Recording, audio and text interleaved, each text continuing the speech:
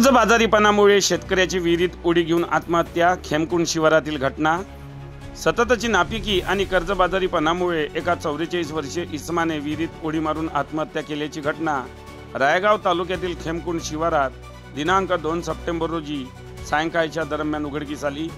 ज्ञानेश्वर पुरुषोत्तम ढोबळे वय 44 वर्ष, राहणार सावरखेडा, तालुका रायगाव असे आत्महत्या करणाऱ्या इसमाचे नाव आहे। मृतक ज्ञानेश्वर ढोबळे यांनी कर्जबाजारीपणामुळे व होणाऱ्या सततच्या नापिकीमुळे व यावर्षी सुद्धा आपल्याला पाहिजे तसे पीक होत नाही या त्रासाला कंटाळून त्यांनी शेत शेजारील विहिरीत उडी घेऊन आत्महत्या केली। घटनेची माहिती गावकऱ्यांनी बीट जमादार रमेश आत्राम व पोलीस अंमलदार आकाश कुदुशे यांना दिली। त्यांनी तातडीने घटनास्थळ गाठून घटनेचा पंचनामा केला असून या घटनेचा अधिक तपास वडकी पोलीस स्टेशन हे करीत आहे।